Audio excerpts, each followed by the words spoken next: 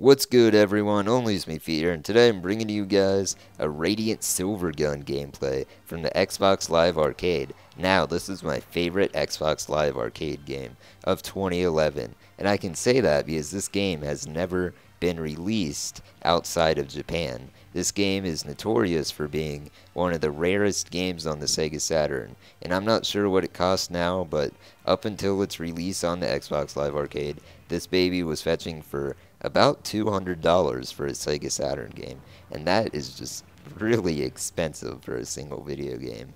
But I can honestly see now playing it, I can see why people have paid that price for it, because this game just, it oozes quality. Basically, this game is a bullet hell shooter, but where it differs from most bullet hell shooters, sorry, can't talk today, it differs in a couple of ways. First of all, there's a lot of boss battles in this game. It's more boss battles than it is flying around shooting little ships. There's just tons of bosses. And the other cool thing about the bosses are how you fight them. Right there, it was a straightforward fight, but later on, you have to fight them, and they're almost like puzzles. Like, you have to know exactly how to dodge them, exactly where to hit them, and it's just a lot of fun to practice and fight these bosses, because they're not just pump tons and tons of bullets in them while they throw tons and tons of bullets at you. There's a lot more involved, and the stages are set up so there's 3 colors, and you have to shoot 3 colors of enemies, that is. And you have to shoot the different colored enemies so you can get your combos up. And they're really well placed. Like, I'm just surprised on how much effort went into this game, because the enemies are just, like, the combo and stuff, they just spawn in, like, all the right places. And it's really great going through the standard levels. And this is a rarity for me, but I actually like going through the levels a bit more than the boss battles, just because I think the level design is just on paramount in shoot 'em ups, and that's no surprise really, because these guys made Ikaruga, another one of my favorite shmups, and they've also made things like Gunstar Heroes and Alien Soldier. Treasure is definitely one of the best companies out there, and I'm kind of saddened they haven't been doing much these past years. But they did give us an HD re-release of probably one of their best games, so that's good. Other unique thing about this game, you get tons and tons of weapons. Well, okay, you get 7 weapons, and you always have them. But for a shooter, I think that's pretty good. You get 7 different types of weapons that you can use whenever you want. The sword, one last little gameplay mechanic. Alright, the sword you use to hit the pink bullets, and then you get the counter attack with your sword power, and it just kills enemies really fast. I sound like a 2-year-old trying to describe that right there. Oh well, that's okay. So anyway, that's the mechanics of this game. I just had to get that out of the way.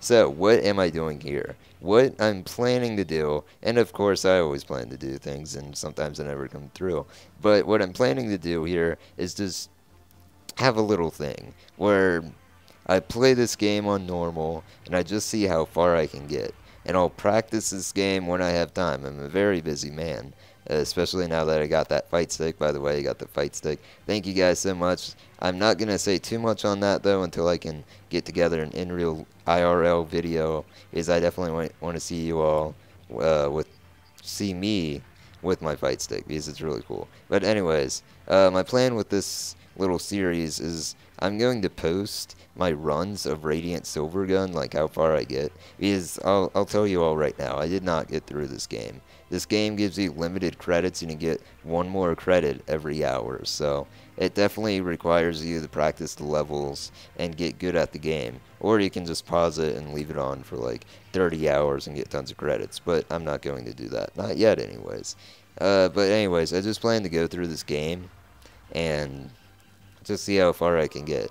I plan on posting it once every couple months, I guess. I should give myself some time to practice these levels. But I just want to see how far I can get on normal. Now, usually I play on easy, because this is quite a difficult game. But for you all, and because I feel like my skills are greater than easy, I'm going to try to get through this on normal. But if that's flipping impossible, because somehow I feel like the final boss in this game is just going to give me hell, then maybe I'll step down on easy. And also I skip some of the boss fights a bit because they do go on for a long time, so I spliced them down a bit. Hope you all don't mind. But yeah, basically I just plan to run through this game. That's what I've been trying to say for the last couple minutes. Lol. But yeah, I'm just going to try to chronicle my adventures of becoming the best pilot ever. And speaking of which, I've been thinking about this. If you're literally in the cockpit, like if this was a first person game, or if you were the person flying around in the cockpit, how would you see all of these bullets? Like, they're coming at you from all angles. You can only look straight. He must have a little computer or something that shows him, like, this exact view I see right now to help him navigate, because, I don't know, man. It would not be fun at all trying to, like, navigate in the real through these levels. It would just be crazy. I couldn't do it. And also, I think this is just a story about revenge. I'm not beating story mode anytime soon. I only have 10 lives on that right now. You get 1 life per hour in story mode, so that makes that mode really difficult. But I'm not too sure on the story. But I think all this pilot wants is like revenge for his father or something, brother, something like that. And I mean, I love my family and all, man, but I don't know if I would do this. Like, I'm not even sure if anyone on the Xbox Live Arcade has beaten this without losing a life yet. Maybe, but I don't know. On the hard, very hard, I'm talking about here now. This game just is insane. It blows my mind that there's people out there that can beat this within like 3 lives, and there's probably a couple people that can beat this without losing 1 life, and that's just crazy. I guess it's all route memorization, but there's definitely a lot of things to memorize. And then after you're good at just living at this game, then you have to go back and you have to see how you can chain together combos to get higher scores. And that's why I love this game. That's why this game's my game of the year downloadable game of 2011, because there's just so much to every level in this game. It looks really simple, but when you add in chaining, you add in just how well these levels are designed, and you add in all of the bosses, it just makes for one of the best gaming experiences on Xbox Live Arcade.